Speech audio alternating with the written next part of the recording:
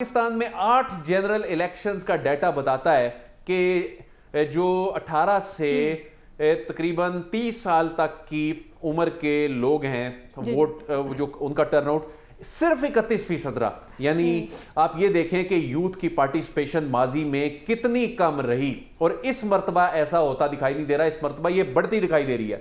دوسرا مسئلہ پاکستان میں ٹرن آؤٹ کی کمی کا ہے, خواتین کی جو پارٹیسپیشن ہے خواتین کی وہ بہت کم رہی. پھر 2017 کے قانون میں شامل کرنا پڑا کہ اگر کل ووٹ جو کاسٹ ہوتے ہیں اس میں اگر یہ 10% سے کم ٹرن آؤٹ رہتا ہے تو اس صورت میں وہ الیکشن ہی کالعدم ہو جائے گا, تاکہ بہت سے علاقوں میں خواتین کو روکا جاتا ہے ووٹ کاسٹ کرنے سے, وہ نہ ہو سکے. یعنی برابری کی بنیاد پہ آلموسٹ آبادی ہے. اور ٹرن آؤٹ کو دیکھیں تو پاکستان میں خواتین کا 2018 کے الیکشن میں مردوں کا ٹرن آؤٹ 56% تھا. تو عادل صاحب آپ سے پروگرام کا میں آغاز کروں گی. جس طرح سے آپ دیکھ رہے ہیں کہ ایک تو پولنگ سکیم بھی سامنے آ گئی ہے اور یقیناً آپ نے بھی کیلکولیٹ کیا ہوگا, اور جس طرح سے 1 منٹ میں 1 ووٹ کا یہ جو فارمولا بن رہا ہے, آپ دیکھ رہے ہیں کہ پاکستان کے انتخابی جو نظام ہے وہ متعین وقت میں 100% ووٹنگ کو یقینی بناتا ہے.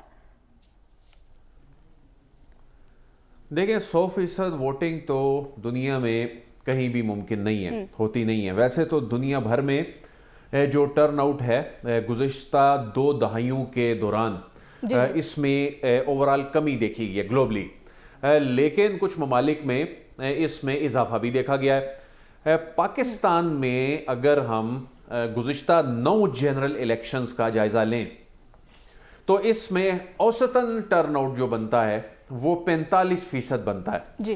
سب سے زیادہ پاکستان کی تاریخ میں ٹرن آؤٹ 1970 کے الیکشن میں تھا جو کہ 63% تھا. یہ پھر کبھی اتنا ٹرن آؤٹ نہیں رہا. اس کے بعد 1997 میں لویسٹ ایور ٹرن آؤٹ تھا جس میں میاں نواز شریف کی حکومت بنی تھی, ان کو 2/3 اکثریت ملی تھی, تو 35.4% یہ ٹرن آؤٹ تھا. اس سے کم بھی ٹرن آؤٹ کسی جنرل الیکشن میں نہیں دیکھا گیا. پھر 2013 میں ٹرن آؤٹ میں کچھ بہتری دیکھنے کو آئی جو کہ 53.6% تھا. پھر ہم نے جو گزشتہ عام انتخابات ہیں اس میں جو ٹرن آؤٹ دیکھا اس میں 51.5% ٹرن آؤٹ تھا. اچھا, پاکستان میں جو ٹرن آؤٹ ہے یہ اس الیکشن میں گیم چینجر ثابت ہو سکتا ہے. ٹرن آؤٹ کا جو امپیکٹ ہے یہ صورتحال, یہ منظرنامے کو تبدیل کر کے رکھ سکتا ہے. لیکن پہلے ہم یہ دیکھ لیتے ہیں کہ پاکستان میں جو ٹرن آؤٹ کے کم ہونے کی وجوہات کیا ہیں. پاکستان میں ایک تو ماضی کا جو ڈیٹا دیکھیں تو یوتھ پارٹیسپیشن بہت کم رہی ہے. پاکستان میں ویسے تو کوئی ایسا میکنزم نہیں ہے کہ جس طرح خواتین کا 2017 کے بعد سے ووٹ الگ سے کاؤنٹ ہوتا ہے نا, اس طرح سے پاکستان میں یوتھ کا الگ سے ووٹ کاؤنٹ نہیں ہوتا. لیکن یہ ایگزٹ پولز کے ذریعے پتہ چلایا جا سکتا ہے. لیکن اگر ہم ایگزٹ پولز کا جو ڈیٹا مختلف گیلپ اور جو دیگر سروے جو ہوئے ہیں تو پاکستان میں 8 جنرل الیکشنز کا ڈیٹا بتاتا ہے کہ جو 18 سے تقریباً 30 سال تک کی عمر کے لوگ ہیں ووٹ جو ان کا ٹرن آؤٹ صرف 31% رہا. یعنی آپ یہ دیکھیں کہ یوتھ کی پارٹیسپیشن ماضی میں کتنی کم رہی اور اس مرتبہ ایسا ہوتا دکھائی نہیں دے رہا, اس مرتبہ یہ بڑھتی دکھائی دے رہی ہے. دوسرا مسئلہ پاکستان میں ٹرن آؤٹ کی کمی کا ہے, خواتین کی جو پارٹیسپیشن ہے خواتین کی وہ بہت کم رہی.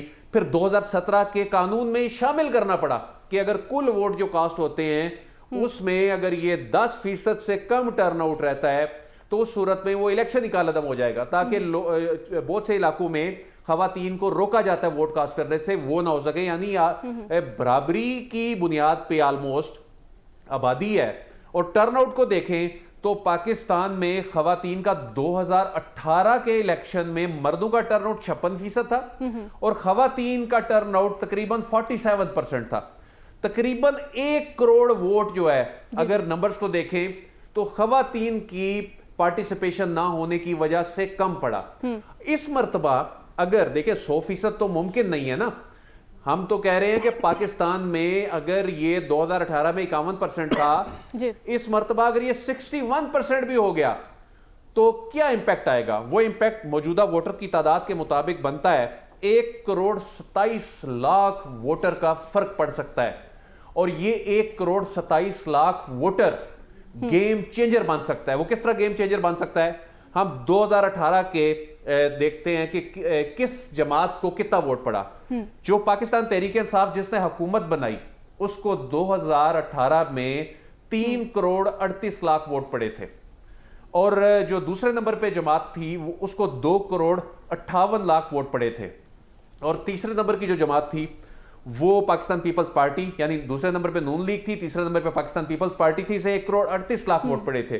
تو یعنی 1,27,00,000 اگر ووٹر اس میں مزید آتا ہے تو وہ تو ساری صورتحال تبدیل کر کے رکھ سکتا ہے۔ وہ ایک جماعت کو پہلے سے دوسرے پہ یا دوسرے سے پہلے پہ لا سکتا ہے، یہ اوورال منظرنامہ تبدیل کر سکتا ہے۔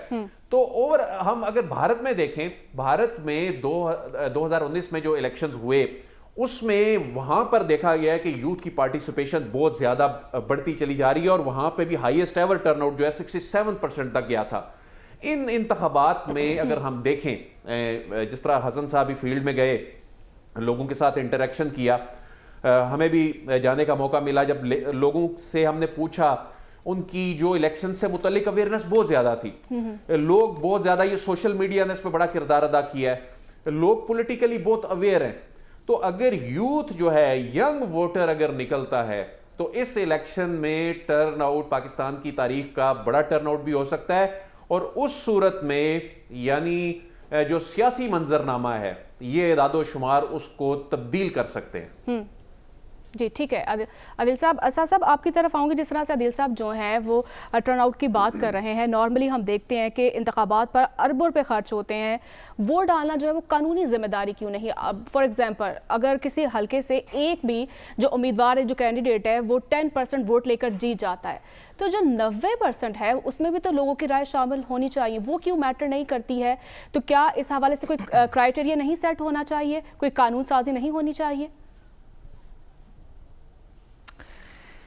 دیکھیے، میں کیونکہ عدیل ولایت صاحب جیسی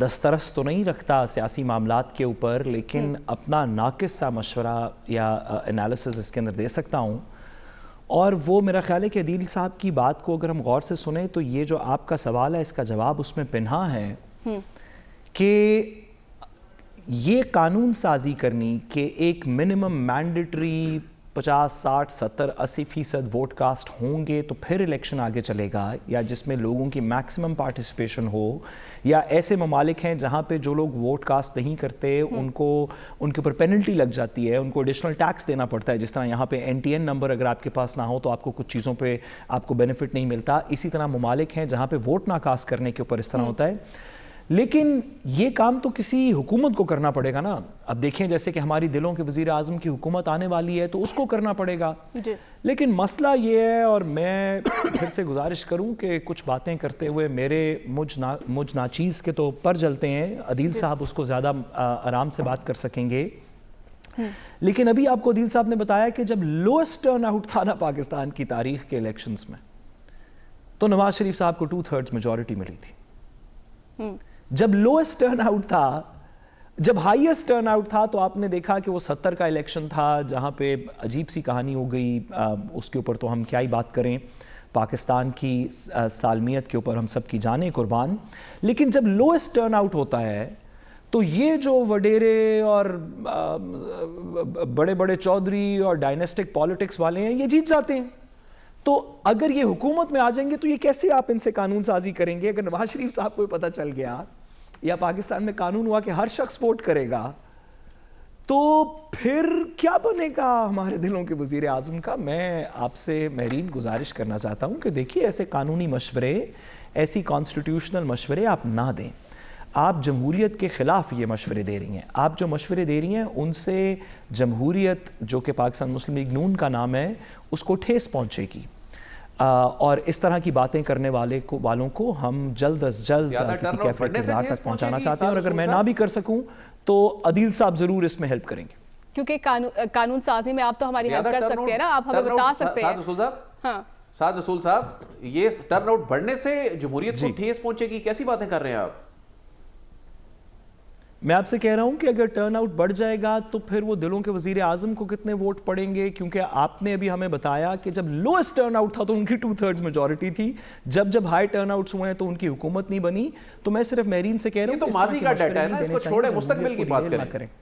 جی آئی ایم شیور. چلیں میں عدیل صاحب کی بات سے مستقبل کی بات آگے کرتا ہوں. مجھے یقین ہے عدیل صاحب کے ساتھ ہم آواز ہو کے یقین ہے جی ٹھیک ہے کہ اگر پاکستان کے 100% ووٹ کاسٹ ہو جائے تو نواز شریف صاحب کو ہر حلقے میں 120% ووٹ ملیں گے. اس لیے ہمیں فوراً سے پہلے اس طرح کی قانون سازی کر لینی چاہیے. جی ٹھیک ہے سعد صاحب.